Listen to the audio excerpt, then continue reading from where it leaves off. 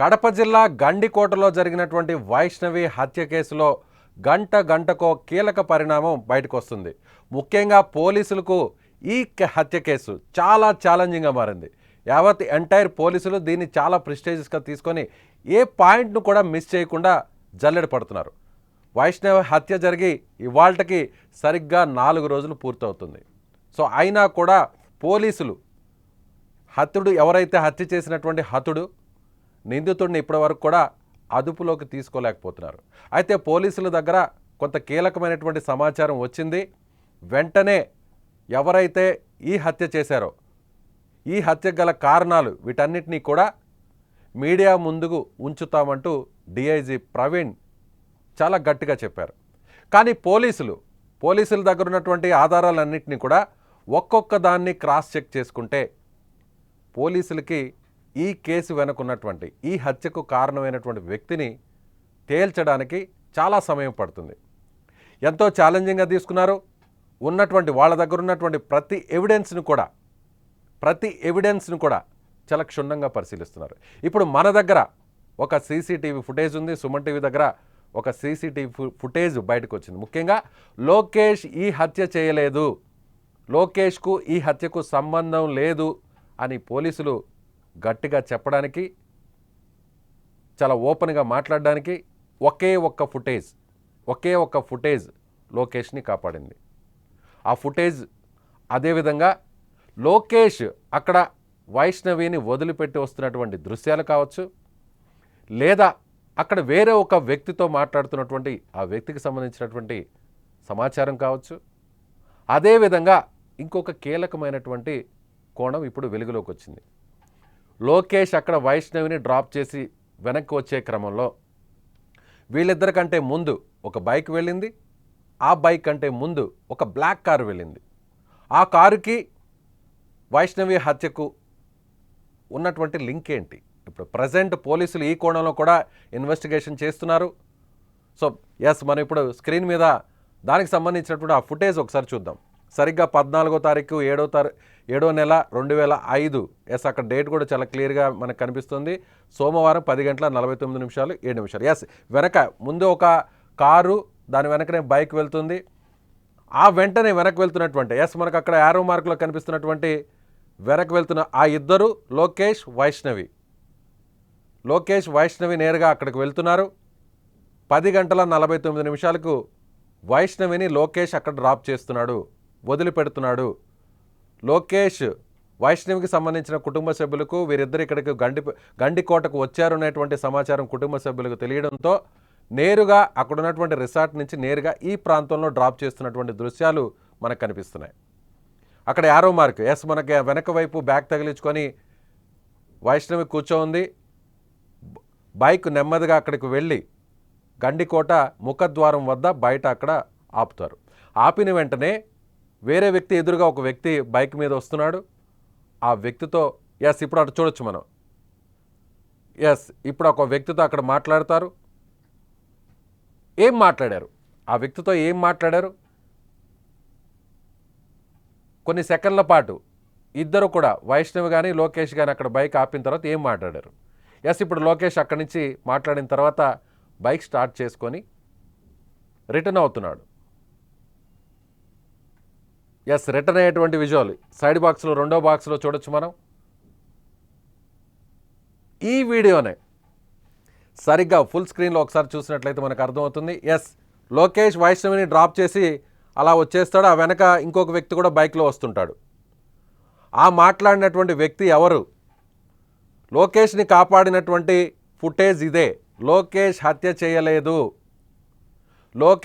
చేయలేదు. అలా అక్కడ అమ్మాయిని వైష్ణవిని డ్రాప్ చేసి వచ్చేసిన తర్వాత టోల్ గేట్ దగ్గర ఉన్నటువంటి ఫుటేజ్లో ఒంటరిగా అతను మెయిన్ రోడ్ మీదకి వస్తున్నటువంటి ఫుటేజ్ కూడా ఆల్రెడీ బయటకు వచ్చింది. సో నిన్న మొన్న ఈ వీడియో అక్కడి నుంచి వచ్చి ఇలా మెయిన్ రోడ్ మీద నుంచి లోకేష్ వెళ్ళిపోతున్నటువంటి దృశ్యాలు. ఈ ఫుటేజ్ వల్లే లోకేష్ ప్రియుడు హత్య చేయలేదు, ప్రియుడు ఇంత దారుణంగా హత్య చేయలేదు అందరూ కూడా భావించారు. లోకేషే హత్య చేశాడు, దారుణంగా చంపేశాడు అని అందరూ భావించారు. లోపలికి వెళ్తున్నటువంటి దృశ్యాలు ఒకసారి చూద్దాం. ఫస్ట్ వైష్ణవి లోకేష్ ఇద్దరు కూడా ఫస్ట్ అన్నిటికంటే నిన్న మొన్న వచ్చినటువంటి వీడియోస్ అన్నీ కూడా ఒకసారి మనం చూసే ప్రయత్నం చేద్దాం. ఫస్ట్ టోల్గేట్ దగ్గర ఇద్దరు కూడా ఈ వీడియోలో సరిగ్గా సోమవారం 14వ తారీఖున 8:32 లోకేష్ మెయిన్ రోడ్ మీద నుంచి టోల్గేట్ ద్వారా గండికోట లోపలికి వెళ్ళేటువంటి వీడియో ఇదే. ఇది సరిగ్గా 8:32 వీరిద్దరూ కూడా లోపలికి వెళ్తున్నటువంటి ఫుటేజ్. ఈ ఫుటేజే లోకేష్ అందరూ కూడా హత్య చేశారు, లోకేష్ వైష్ణవిని దారుణంగా చంపేశాడు అని మొదట నమ్మడానికి కారణమైనటువంటి వీడియో ఇదే. ఆ తర్వాత పోలీసులు అతను బయటకు వస్తున్నటువంటి వీడియోను కూడా మీడియాకి ఇచ్చారు. ఈ వీడియోలో లోకేష్ ఒక్కడే అక్కడ అమ్మాయిని డ్రాప్ చేసి వెనక్కి వస్తున్నటువంటి వీడియో ఇదే. సో దీంతో లోకేష్ ఒంటరిగా బయటకు వచ్చేసాడు కాబట్టి లోకేష్ హత్య చేయలేదు అనేది తమ దగ్గర ఉన్నటువంటి ఎవిడెన్స్ ప్రకారం తాము ఒక నిర్ధారణకు వచ్చాము. అది అక్కడ వెళ్ళిపోతున్నటువంటి దృశ్యాలు. దీంతో పాటుగా లేటెస్ట్గా ఇప్పుడు మన దగ్గర ఒక ఫుటేజ్ ఉంది. ఇలా ఒంటరిగా వచ్చేదే కాదు, లోకేష్ వైష్ణవిని డ్రాప్ చేస్తున్నటువంటి విజువల్ ఇదే సరిగ్గా 10:49 గండికోట ముఖద్వారం వద్ద, ఆ గ్రామం వద్ద అక్కడ వదిలేసినటువంటి దృశ్యాలు ఇవే. సో ఇవి మన సుమన్ టీవీ చేతికి ఎక్స్క్లూజివ్గా దీన్ని మనం చూపిస్తున్నాం మీకు. అక్కడ దీంతో పాటు మరో కోణాన్ని పోలీసులు ఇప్పుడు వెతుకుతున్నారు. మరో కోణంలో అదేంటంటే, మళ్ళీ ఒకసారి మనం వీడియోని మొదటి నుంచి ప్లే చేస్తే, ఈ ఫుటేజ్ని ఒకసారి ప్లే చేస్తే, అక్కడ ఒక కారు వెళ్తుంది. అక్కడ రౌండ్ బాక్స్లో మనకు కనిపిస్తుంది కదా కారు బ్లాక్ కార్ అక్కడ ఎందుకు ఆగింది? ఎస్, ఇప్పుడు మనం చూడొచ్చు, కారు వెళ్తుంది. ఇప్పుడు వెనక వీళ్ళు వెళ్తున్నారు. వైష్ణవి లోకేష్ ఇప్పుడు వెనక్కి వెళ్తున్నారు. వైష్ణవిని అక్కడ డ్రాప్ చేయడానికి సరిగ్గా అక్కడ కారు ఆగుతుంది చూడండి. కారు ఆగింది, అక్కడ మీకు కనిపిస్తుంది చూడండి. కొంచెం క్లోజ్గా అబ్జర్వ్ చేస్తే కనిపిస్తుంది కారు అక్కడ ఆగింది. కారు ఎందుకు ఆగింది? కారులో నుంచి ఎవరైనా దిగారా? కారులో నుంచి దిగి ఎవరైనా వీళ్ళతో మాట్లాడే ప్రయత్నం చేశారా? లేదంటే వీళ్ళు అక్కడ మాట్లాడినటువంటి సందర్భం ఏమన్నా ఉందా? వైష్ణవి హత్యకు అక్కడ ముందు వెళ్తున్నటువంటి కారుకు ఉన్న సంబంధం ఏంటి? అలాగే కారు వెనక కూడా ఒక బైక్ కూడా వెళ్ళింది. అలాగే ఎదురుగా ఇంకో బైక్ కూడా వస్తే ఆ బైక్ని ఆపి వీళ్ళు ఇద్దరు మాట్లాడుతున్నటువంటి పరిస్థితి. ఈ విషయాన్ని తెలుసుకుందాం. పోలీసులు ఏ కోణంలో దర్యాప్తు చేస్తున్నారో ఒకసారి తెలుసుకునే ప్రయత్నం చేద్దాం. మొదటి నుంచి కూడా పూర్తిగా సమాచారాన్ని అందిస్తూ అక్కడ ఉన్నటువంటి ప్రతి విషయాన్ని కూడా మనకు అందిస్తున్నటువంటి మా సుమన్ టీవీ కడప ప్రతినిధి సుదర్శన్ ఫోన్-ఇన్లో ఉన్నారు. సుదర్శన్, ఇప్పుడు మరో కోణం మనకు కనిపిస్తుంది. ఫుటేజ్ బయటకు వచ్చింది. ఇప్పటివరకు కూడా 2 ఫుటేజ్లు మాత్రమే బయటకు వచ్చాయి. ఇప్పుడు ఈ ఫుటేజ్ ఎక్స్క్లూజివ్గా మనకు దొరికింది. సో మనం దాన్ని వీక్షకులకు చూపిస్తున్నాం. ఏంటి ఆ కారు వెనకున్నటువంటి బైక్ ఎవరు? సో ఆ బైక్ రిటర్న్ వచ్చేటువంటి ఆ బైక్ వ్యక్తితో ఎందుకు మాట్లాడారు? ఇతనికి ఆ బైక్ వ్యక్తికి ఏమన్నా సంబంధం ఉందా? అదేవిధంగా అక్కడ ఆగినటువంటి కారుకు ఈ హత్యకు ఉన్నటువంటి సంబంధం ఏంటి? పోలీసులు ఈ కోణంలో ఏమన్నా దర్యాప్తు చేసే అవకాశం కనిపిస్తుంది? ఇదే కాదు, ఇంకా 2 ఫుటేజీలు అంటే లోకేష్ ఏ సీసీ ఫుటేజ్ లో అయితే రికార్డ్ అయ్యాడో ఆ ఫుటేజ్ ని మొత్తాన్ని కూడా పోలీసులు గత 3 రోజుల నుంచి కూడా క్షుణ్ణంగా స్టడీ చేస్తున్నారు. ఆ ఫుటేజ్ ను పరిశీలిస్తూ ఉన్నారు. ఇప్పటికే అన్ని కోణాల్లో కూడా ఆ ఫుటేజ్ లో రికార్డ్ అయినటువంటి మిగతా వ్యక్తుల్ని కానీ మిగతా వెహికల్స్ ని కానీ విచారణ చేస్తున్న పరిస్థితి కనిపిస్తుంది. ఇప్పుడు ఎగ్జాక్ట్లీ మనం డిస్కస్ చేసుకుంటున్నటువంటి ఈ వీడియో గండికోటకు ఎంటర్ అయిన తర్వాత లోకేష్ వైష్ణవి కలిసి ఒక రిసార్ట్ లో రూమ్ తీసుకున్నారు. 2 గంటల పాటు ఆ రూమ్ లో ఉన్నారు. తర్వాత ఆ రూమ్ లో ఉన్నప్పుడే పదే ఫోన్ వచ్చింది. ఫోన్ వచ్చి మన విషయం మీ పేరెంట్స్ కు తెలిసిపోయింది కాబట్టి నేను ఇక్కడ నుంచి వెళ్ళాలని లోకేష్ అన్నాడు. ఇద్దరు దానికి సమ్మతించి బయటకు వచ్చారు. అయితే వెళ్లే ప్రయత్నంలో రిసార్ట్ లో తీసుకున్నటువంటి రూమ్ క్లోజ్ చేశారు. రూమ్ రిటర్న్ ఇచ్చేసి వాళ్ళిద్దరు కూడా మళ్ళీ బైక్ పైన వచ్చారు.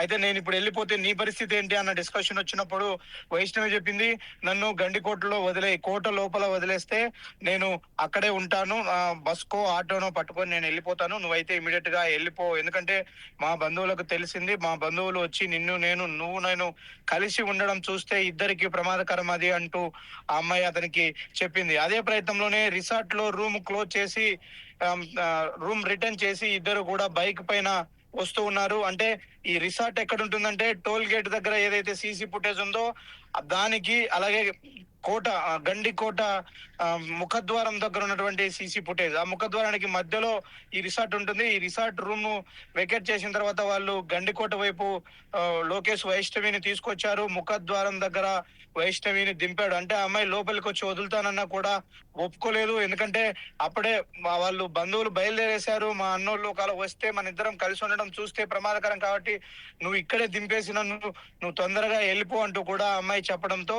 ఆ గండికోట ముఖ ద్వారం దగ్గరే లోకేష్ ఆ అమ్మాయిని దింపాడు. అక్కడ దింపేటప్పుడే ఎగ్జాక్ట్లీ ఆపోజిట్ లో ఒక వెహికల్ వచ్చింది, ఒక బైక్ వచ్చింది. బైక్ పైన ఒక పర్సన్ వచ్చాడు. ఆ బైక్ ను కూడా పోలీసులు ఐడెంటిఫై చేశారు. అతను స్థానికుడే, అతని పేరు సుబ్బయ్య.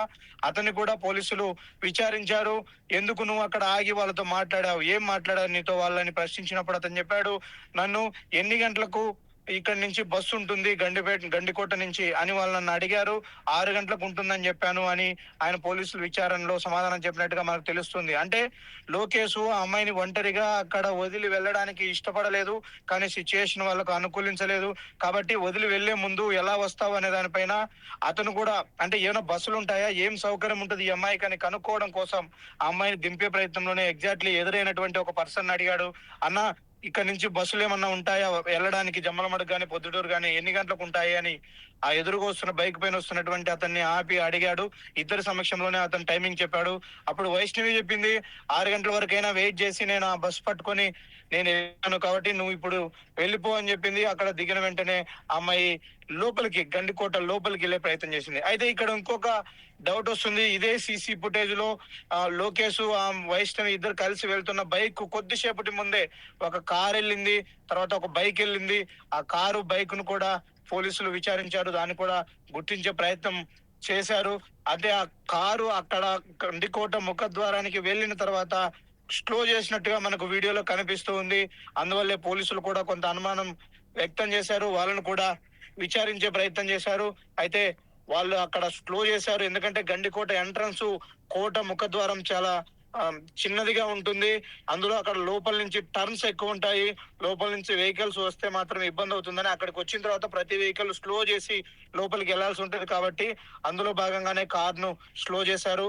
ఆ కారుకు దీనికి ఏంటి సంబంధం అనే విషయంలో పోలీసులు అయితే కొంత విచారణ చేశారు. కొంత డేటా కూడా తీసుకున్నట్టుగా మనకు సమాచారం అందుతుంది. అలాగే ఇలా ముందు వైపు పాస్ అయినటువంటి బైక్ ను కూడా వీళ్ళు విచారణ చేశారు. ఆ బైక్ దీనికి సంబంధం లేదని తెలిసింది.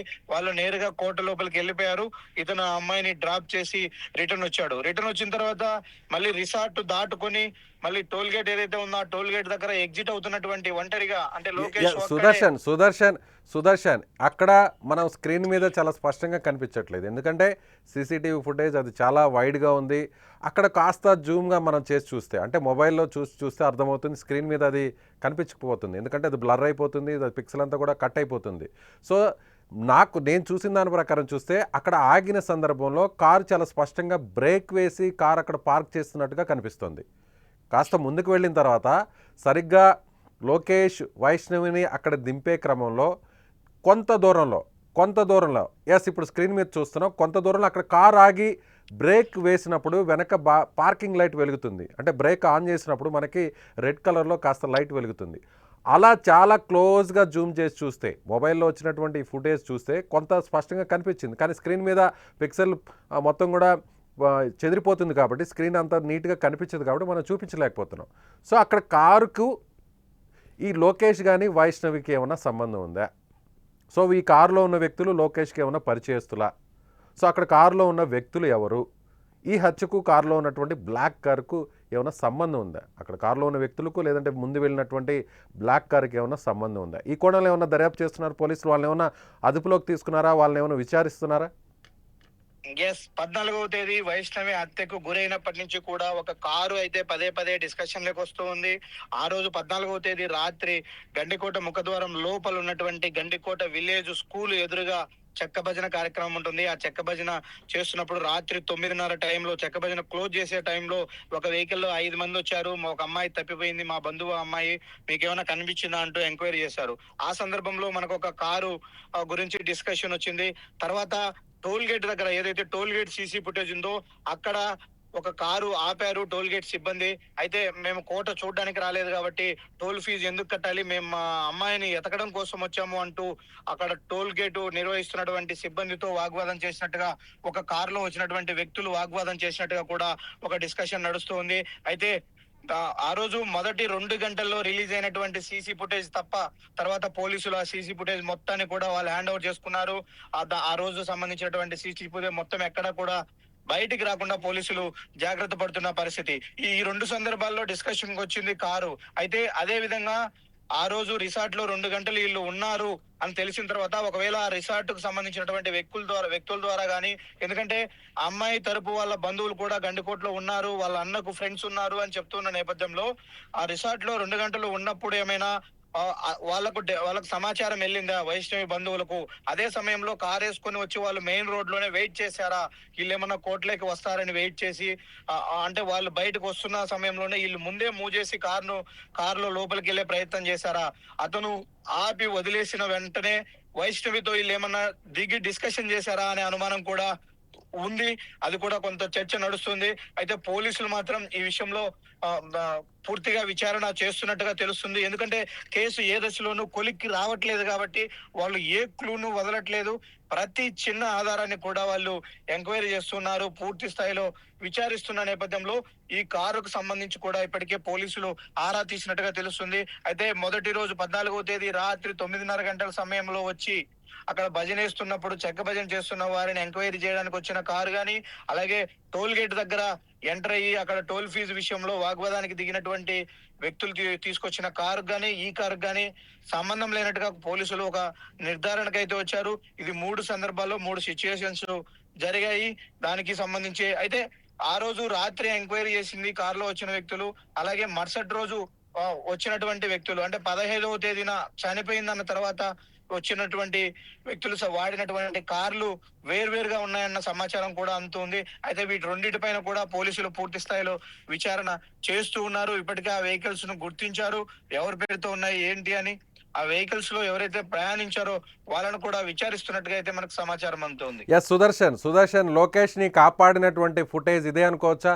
అందరూ కూడా లోకేష్ వైష్ణవ్ని తీసుకెళ్లాడు, ముళ్ళపొదలోకి తీసుకెళ్లి అఘాయిత్యం చేసి చంపేశాడని కూడా అందరూ మొదట భావించారు. ఆ తర్వాత లోకేష్ ఒంటరిగా బయటకు వస్తున్నటువంటి దృశ్యాలు చూశాక అక్కడికి తీసుకువెళ్ళి ఆ అమ్మాయిని చంపేసి నేరుగా మళ్ళీ ఒక్కడే వెనక్కి వస్తున్నాడు. సో ఇది ఫుటేజ్ అని కూడా అందరూ భావించారు.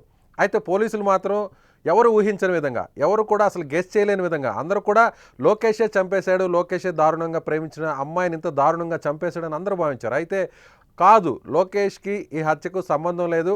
లోకేష్ మా దగ్గర చాలా స్పష్టమైన ఫుటేజ్ ఉంది. ఆ ఫుటేజ్ ద్వారా అలాగే కొన్ని ఎవిడెన్సెస్ కూడా మేము అన్నీ కూడా కలెక్ట్ చేసాం. కాబట్టి చాలా స్పష్టంగా ఎస్పీ కూడా చెప్పడం జరిగింది. సో లోకేష్ హత్య చేయలేదని మేము భావిస్తున్నాం, మేము ఒక నిర్ధారణకు కూడా వచ్చామని చెప్పి నేరుగా ఆయన మీడియాతో మాట్లాడారు. సో ఇప్పుడు మన దగ్గర ఉన్నటువంటి ఈ ఫుటేజ్, ఇప్పుడు మనకు కనిపిస్తున్నటువంటి ఈ ఫుటేజ్, అక్కడ అమ్మాయిని డ్రాప్ చేసినటువంటి ఈ ఫుటేజ్ వల్లే లోకేష్ ఇప్పుడు బయటపడ్డాడు అనుకోవచ్చా? లోకేష్ కు కొంత అదృష్టవశాత్తు అని చెప్పాలి. ఎందుకంటే లోకేష్ ఆ అమ్మాయితో గండికోట టోల్ గేట్ దగ్గర ఎంటర్ అయినప్పటి నుంచి కూడా తన ప్రతి కదలికకు సంబంధించినటువంటి సీసీ ఫుటేజ్ చాలా క్లియర్ గా ఉంది. గండికోటలో టోల్ గేట్ దగ్గర ఎన్ని గంటలకు అంటే 8:30కి అతను ఎంటర్ అయ్యాడు. లోపలికి వెళ్ళిన తర్వాత రిసార్ట్ తీసుకున్నాడు. ఆ రిసార్ట్ కు సంబంధించినటువంటి సీసీ ఫుటేజ్ కూడా పోలీసులు కలెక్ట్ చేసుకున్నారు. ఆ టైమింగ్ కూడా బేరేజ్ వేసుకున్నారు. అలాగే రిసార్ట్ నుంచి తను మళ్ళీ వైష్ణవిని తీసుకొని గండికోట ముఖద్వారం దగ్గర వదలడానికి వెళ్ళినటువంటి సీసీ ఫుటేజ్ ఇప్పుడు మనం ఏదైతే ఎక్స్క్లూజివ్ గా చూపిస్తున్నామో ఈ సీసీ ఫుటేజ్ కూడా ఉంది. ఇవన్నీ టైమింగ్స్ చూసిన తర్వాత లోకేష్ ప్రతి కదలిక గండికోటకు వెళ్ళినప్పటి నుంచి ప్రతి కదలిక ఇదే కాదు, లోకేష్ రిటర్న్ వచ్చిన తర్వాత ఒంటరిగా మళ్ళీ ఏమన్నా వెళ్ళాడా, మళ్ళీ కొద్దిసేపు ఆగిన తర్వాత ఏమన్నా వెళ్ళాడా అని కూడా పోలీసులు చేశారు. అయితే తను గండికోట నుంచి ఒంటరిగా బయటకు వచ్చిన తర్వాత ఎక్కడికి వెళ్ళాడనే విషయంలో కూడా పోలీసులు ఆరా తీశారు. తను జమ్మలమడుగు చేరేంత వరకు కూడా ఎక్కడ వీలైతే అక్కడ సీసీ ఫుటేజ్ ను సేకరించారు వాళ్ళు కంప్లీట్ గా. కాబట్టి లోకేష్ తిరిగి మళ్ళీ లోపలికి వెళ్ళలేదు. మార్నింగ్ ఆ రోజు 8:30కి ఏ విధంగా ఎంటర్ అయ్యాడో మళ్ళీ 10:49 ఆ అమ్మాయిని వదిలేశాడు. మరో ఆ నుంచి మరో కొద్ది నిమిషాల్లోనే టోల్ గేట్ దగ్గర మళ్ళీ అవుట్ అయ్యాడు. ఆ టైమింగ్ ఈ మొత్తం కూడా అంతా 10:30, 10:50, 8:30 నుంచి 8:30 నుంచి 10:50 వరకు ఉన్నటువంటి అన్ని సీసీ ఫుటేజ్‌ల్లో లోకేష్ కదలికలు నీట్‌గా రికార్డ్ అయ్యాయి. అంటే అతను క్లియర్‌గా ఎళ్ళిపోయాడు. అందులో గండికోట లోపల హత్య జరిగింది. గండికోట కోట లోపలే మృతదేహం లభ్యమైంది. కాబట్టి కోట లోపలికి అసలు లోకేష్ ఎంటర్ అవ్వలేదు. ఎస్. కోట ముఖద్వారం దగ్గరే ఆ అమ్మాయిని డ్రాప్ చేసి వెళ్ళాడు. కాబట్టి ఎట్టి పరిస్థితుల్లో ఆ అమ్మాయి హత్యకు సంబంధించి హత్య వ్యవహారం అంతా లోపల జరిగింది కాబట్టి లోపలికే ఎంటర్ అవ్వని లోకేష్ కు ఈ హత్యతో ప్రమేయం ఉండదు అన్నదే పోలీసులు ఈ సీసీ ఫుటేజ్ ఆధారంగానే పూర్తి స్థాయిలో ఒక నిర్ధారణకు వచ్చారు. అందుకే లోకేష్ కు ఒక రకంగా క్లీన్ చిట్ ఇచ్చే ప్రయత్నం పోలీసులు చేశారు. ఎస్, లోకేష్ అక్కడ టోల్ గేట్ దగ్గర నుంచి ఎంటర్ అయినప్పటి నుంచి కూడా ఎక్కడో కూడా శివారు ప్రాంతంలో కానీ లేదంటే ముళ్ళ పొదలు ఉన్నటువంటి ఆ ప్రాంతంలో కానీ ఎక్కడ కూడా వైష్ణవం తీసుకెళ్లేదు. నేరుగా సీసీటీవీ ఫుటేజ్ ఏదైతే స్టార్టింగ్ బయటకు వచ్చినటువంటి ఫుటేజ్ టోల్ గేట్ దగ్గర నుంచి ఎంటర్ అయ్యాడో అక్కడి నుంచి నేరుగా అమ్మాయిని ఒక రిసార్ట్కి తీసుకెళ్ళాడు. రిసార్ట్లో మాత్రమే ఉన్నారు, రూమ్లో దాదాపు 2 గంటలు స్పెండ్ చేశారు. రూమ్లో ఉన్న సమయంలోనే వైష్ణవికి సంబంధించినటువంటి కుటుంబ సభ్యుల నుంచి ఫోన్లు వెళ్ళాయి. ఎవరైతే లోకేష్ ఉన్నారో లోకేష్కి సంబంధించిన బంధువులకి ఫోన్లు వెళ్ళాయి. వాళ్ళు విషయాన్ని లోకేష్కి చేరవేశారు. అప్పుడు ఒక్కసారిగా మన ఇద్దరు కోసం మా బంధువులు వెతుకుతున్నారు అని వైష్ణవి లోకేష్కి చెప్పడం, లోకేష్ కూడా అది నిర్ధారించుకోవడం, అక్కడి నుంచి ఇద్దరు కూడా పారిపోయేటువంటి క్రమంలో, పారిపోవడం అనే దానికంటే కూడా ఇద్దరు ఒకే చోటు ఉంటే సో ఖచ్చితంగా పెద్ద ప్రమాదం ఉంటుంది, ఏమైనా చేస్తారు, కాబట్టి నన్ను ఇక్కడ వదిలేసి నువ్వు వెళ్ళిపో సేఫ్గా అంటూ అమ్మాయి చెప్పడంతోనే రిసార్ట్ దగ్గర నుంచి దూరంలో దాదాపు 200 మీటర్ల దూరంలో ఉన్నటువంటి ఆ ముఖద్వారం వద్దకు చాలా హడావిడిగా, ఎస్ మనం అక్కడ స్క్రీన్ మీద కూడా చూడొచ్చు, చాలా ఫాస్ట్గా వెళ్తున్నాడు. అక్కడ ఒక స్పీడ్ బ్రేకర్ ఉన్నా కూడా అక్కడ ఎక్కడ కూడా బైక్ని స్లో చేయకుండా వెళ్ళిపోతున్నాడు. మళ్ళీ తిరిగి వచ్చేటువంటి క్రమంలో కూడా ఒక ఫుల్ స్క్రీన్ మీద ఒకసారి చూస్తాం మనం. ఒకసారి తిరిగి ఎస్ చాలా ఫాస్ట్గా చూడొచ్చు, స్పీడ్ బ్రేకర్ ఉన్నా కూడా ఆపట్లేదు. అంటే భయంతో అక్కడి నుంచి వెళ్ళిపోతున్నాడు. తెలిసిపోయింది వైష్ణవి పేరెంట్స్కి విషయం తెలిసిపోయింది, బ్రదర్స్కి తెలిసిపోయింది. సో వెంటనే ఇక్కడి నుంచి నేను వెళ్ళిపోవాలి. వాళ్ళు ఒకవేళ నన్ను వైష్ణవిని ఒకే ప్లేస్లో చూస్తే, అంటే ఎక్కడో ప్రొద్దుటూరు నుంచి ఇంత దూరం ఎందుకు వచ్చారని నిలదీస్తే పెద్ద సమస్య అవుతుంది. కాబట్టి వెంటనే అమ్మాయిని డ్రాప్ చేసిన తర్వాత చాలా ఫాస్ట్గా వెళ్తున్నాడు చూడొచ్చు. అదేవిధంగా నిన్న బయటకు వచ్చినటువంటి ఫుటేజ్ కూడా ఒకసారి చూద్దాం. మెయిన్ రోడ్ మీద కూడా చాలా ఫాస్ట్గా వెళ్తున్నటువంటి దృశ్యాలు బయటకు వస్తున్నాయి. ఒకసారి చూడొచ్చు, అక్కడ కూడా చూడొచ్చు. కాకపోతే ఇప్పుడు మనం స్లో మోషన్లో దీన్ని చూపిస్తున్నాం. చాలా ఫాస్ట్గా వెళ్తున్నటువంటి పరిస్థితి స్లో మోషన్లో మనకి అక్కడ వీడియోలో కనిపిస్తుంది. కానీ ఇక్కడ కూడా అంతే వేగంతో వెళ్ళిపోతున్నాడు మెయిన్ రోడ్ మీద. సో ఎక్కడ నన్ను చూస్తారు అనేటువంటి భయంతో వెళ్ళిపోయాడు. అంతేనంటారా సుదర్శన్? ఎస్ విజయ్ గారు, మనం ఇంకోటి కూడా ప్రధానంగా చర్చించుకోవాలి. లోకేష్ కు వైష్ణవికి సుమారుగా 2 ఏళ్లుగా ప్రేమాయణం ఉంది. వాళ్ళిద్దరూ ఒకరినొకరు గాఢంగా ఇష్టంగా ప్రేమించుకున్నారు. అది ఎంతలా అంటే వైష్ణవికి 10th result, intermediate first year result వస్తే ఆ అమ్మాయి పాస్ అయినందుకు వాళ్ళ అన్నలు ఉన్నారన్న భయం కూడా లేకుండా ఊరిలో టపాసులు పేల్చాడు లోకేష్. ఆ సమయంలో కూడా ఆ రోజు కూడా మా కొడుకుని కొట్టారు అని లోకేష్ వాళ్ళ అమ్మ చెప్తూ ఉంది. అంటే తన ప్రేరాలు పాస్ అయింది ఎగ్జామ్స్ లో అన్న ఒక ఆనందాన్ని కూడా తను సెలబ్రేట్ చేసుకున్నాడు. ఇంకొక విషయం చెప్పుకోవాలి మనం, ఈ రోజు ఎక్కడైతే ఆ కోట గుమ్మం దగ్గర, గండికోట ముఖద్వారం దగ్గర ఆ వైష్ణవిని వదిలారో అది వాళ్ళిద్దరి చివరి మజిలీ. 2 ఏళ్ల వారి ప్రేమానుబంధానికి చివరి చూపది.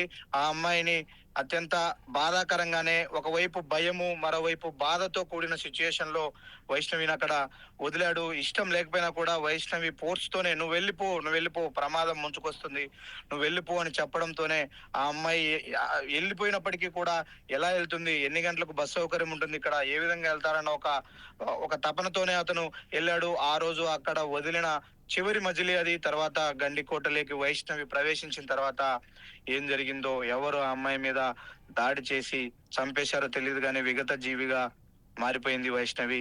అదే ఆ వైష్ణవికి లోకేష్ కు ఉన్నటువంటి చివరి మజిలీ, 2 ఏళ్ల వారి ప్రేమాయణానికి అదే చివరి స్టెప్, చివరి చూపు అని కూడా చెప్పాలి. Yes right Sudarshan, thank you. So ఇది ఎక్స్క్లూజివ్గా మనకు చూస్తున్నటువంటి, ఇప్పుడు సుమన్ టీవీ స్క్రీన్ మీద మీరు చూస్తున్నటువంటి ఈ విజువల్స్, ఈ దృశ్యాలే, ఈ దృశ్యమే, ఈ ఫుటేజే లోకేష్ని కాపాడింది. ఈ ఫుటేజ్ చాలా స్పష్టంగా కనిపిస్తుంది. వైష్ణవిని రిసార్ట్ దగ్గర నుంచి నేరుగా తీసుకొచ్చి ఎవరికి అనుమానం రాకుండా గండికోటను చూడ్డానికే వచ్చాను, సో నేను రిసార్ట్లో కూడా లేను, నాతో ఎవరూ లేరు. ఒకవేళ ఫ్యామిలీ మెంబర్స్ ఎవరైనా వచ్చి అక్కడ నిలదీస్తే, వైష్ణవి నువ్వు ఎందుకు వచ్చావనంటే, స్నేహితుల కోసం వచ్చానో లేదంటే స్నేహితులతో నా వెనక రావడానికి ప్రయత్నిస్తున్నాను, ఇలా ఏదో చెప్పాలనుకునింది. నాతో నేను లోకేష్తోనో లేకపోతే వేరే వ్యక్తితోనో అబ్బాయితోనో రాలేదు అని చెప్పే క్రమంలో భాగంగానే అక్కడ గండికోట ముఖద్వారం వద్ద వదిలిపెట్టమనింది. అంటే గండికోట ముఖద్వారం తర్వాత వదిలిపెట్టిన తర్వాత లోపలికి వెళ్ళిన తర్వాత రంగనాయకుల ఆలయానికి వెళ్ళింది, అక్కడ సంచరించింది. అక్కడ కొంతమంది విజిటర్స్ ఎవరైతే టూరిస్టులు ఉన్నారో వాళ్ళకి సంబంధించినటువంటి మొబైల్లో ఫొటోస్ తీసుకుంటుంటే అందులో చాలా స్పష్టంగా వైష్ణవికి సంబంధించినటువంటి ఆనవాళ్ళు కనిపించాయి. సో అక్కడే రంగనాయకుల స్వామి ఆలయానికి సంబంధించిన పరిసరాల్లోనే ఆమె చాలాసేపు గడిపింది అనేది పోలీసులు నిర్ధారించుకున్నారు.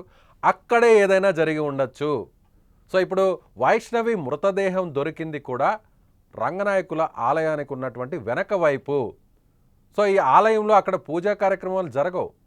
గతంలో అక్కడ గండికోటలో పరిపాలనలో ఉన్న క్రమంలో అక్కడంతా కూడా ఈ దైవ కైంకర్యాలన్నీ కూడా జరిగాయి. దేవుడికి పూజా కైంకర్యాలన్నీ కూడా అప్పుడు జరిగాయి. కానీ ఇప్పుడు అక్కడ ఎవరు లేరు కాబట్టి ఆ నిర్మానుష్యంగా ఉన్నటువంటి ఆ ప్రాంతంలోనే ఎవరైనా ఏదైనా చేసి ఉండొచ్చు. సో అక్కడ ఎలాంటి సీసీటీవీ కెమెరాలు లేవు ఈ ఆలయంలో.